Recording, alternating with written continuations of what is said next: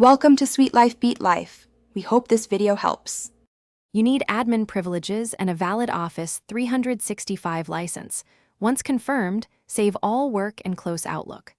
Launch any Office app to trigger the update controls. Navigate to File, then Account, then Update Options and choose Update Now to start. This forces Office to check Microsoft servers and download the latest build. If you're on a managed device, make sure Windows Update is allowed and your IT policy does not block Office updates, so the client can apply patches without interruption. Once the update begins, monitor the progress bar in the account pane and note any prompts.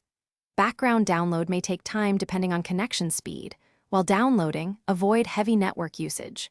When installation reaches a restart prompt, allow the reboot. Many updates finish during startup.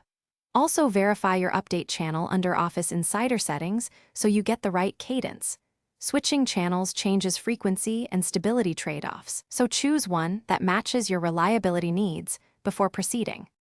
After installation, open Outlook and confirm the version under Help or File Office account. This verifies the update applied. If Outlook behaves oddly, run Quick Repair from Control Panel Program's Microsoft Office change. If that fails, try Online Repair, which reinstalls components.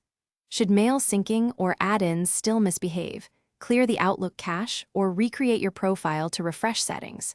If updates are blocked consistently, check Group Policy or contact IT to ensure update channels and permissions are correctly configured. Thanks for watching.